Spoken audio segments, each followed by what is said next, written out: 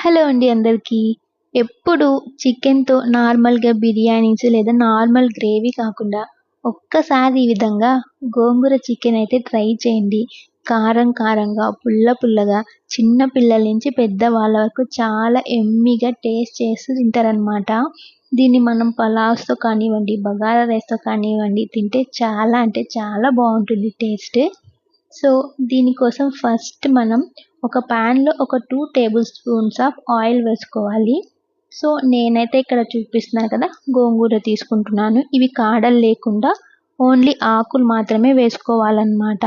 నేనైతే దగ్గర దగ్గర ఒక హాఫ్ కట్ట మాత్రమే తీసుకున్నాను. ఎక్కువ తీసుకుంటే మరీ ఎక్కువ పులుపయిపోతుంది ఈ గోంగూర అనేది. సో, దీన్ని మంచిగా మనం ఇలా ఉడికించుకోవాలనమాట. మీకు ఇది అడుగంటిపోతుంది అని అనిపిస్తే కిందన కొంచెం వాటర్ వేసుకోండి ప్యాన్‌లో. సో, ఈ విధంగా చేసుకొని మీరు ఈ మిక్స్‌ని పక్కకు తీసి పెట్టేసుకోండి. ఇప్పుడు అదే ప్యాన్‌లో ఒక 2 టేబుల్ స్పూన్స్ ఆఫ్ ఆయిల్ వేసుకొని సో, నేను చూపిస్తున్నట్టు ఈ మసాలా దినుసులు మొత్తం వేసేసుకోండి.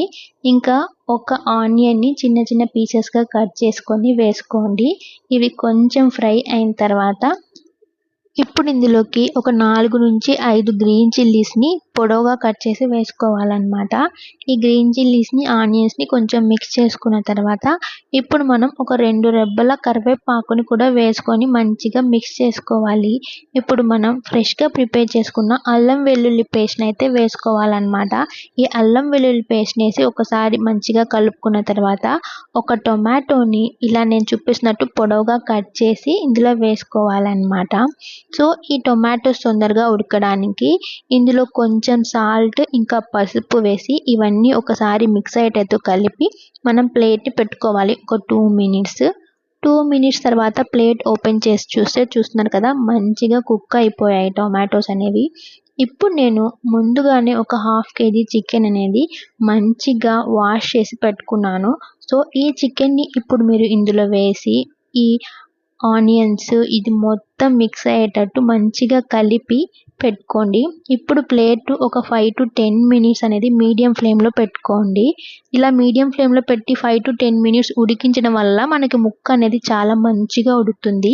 ఈ టైంలో మనకి నేను చూపిస్తున్నట్టు స్పైసెస్‌కి సరిపడా కారం పొడి వేసుకోవాలనమాట. ఈ మిర్చి పౌడర్ ఇది కొంచెం కలిపిన తర్వాత ఇప్పుడు మనం పక్కన తీసి పెట్టుకున్నాం కదా! ఈ గోంగూర మిక్స్‌ని వేసి మంచిగా ఈ ముక్కలన్నిటికి పట్టేటట్టు కలపాలి. మీకు ఈ టైంలోనే కొంచెం ఇదంతా బాగా పట్టడానికి కొంచెం వాటర్ అయితే వేసుకోండి. ఇదంతా ఉడకడానికి కొంచెం టైం పడుతుంది. ఇప్పుడు ఇందులోకి ఒక టేబుల్ స్పూన్ ఆఫ్ ధనియాల పొడి వేసుకోవాలనమాట.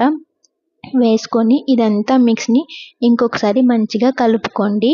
చూస్తున్నారు కదా! ఇప్పుడు మాక్సిమం ఆల్మోస్ట్ కుక్ అయిపోయింది అనుకున్న టైంలో గరం మసాలా ఇంకా కొత్తిమీర పుదీనాను కూడా వేసుకోవాలనమాట. ఇవంతా వేసి మంచిగా మిక్స్ చేసుకున్న తర్వాత ఇప్పుడు మీకు గ్రేవీ ఎంత కన్సిస్టెన్సీలో కావాలి అని అనుకుంటున్నారో అంత కన్సిస్టెన్సీకి సరిపడా వాటర్ తీసుకోండి.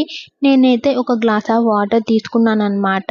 సో, ఫైనల్‌గా ఒక 5 మినిట్స్‌లో మనకి గోంగూర చికెన్ అనేది రెడీ అయిపోతుంది. చూస్తున్నారు కదా! పీసెస్ అనేవి చాలా అంటే చాలా స్మూత్‌గా ఉడుకుతాయి. గ్రేవీ కూడా చాలా బావుంటుంది. కొంచెం కారంగా, పుల్లగా ఎవ్వరైనా ఇష్టపడతారనమాట. మీరు ఒక్కసారి ఈ గ్రేవీని మీ ఇంట్లో ట్రై చేసి చూడండి. ఎలా వచ్చిందో కామెంట్ బాక్స్‌లో పింక్ చేయండి ఫ్రెండ్స్. Thanks for watching.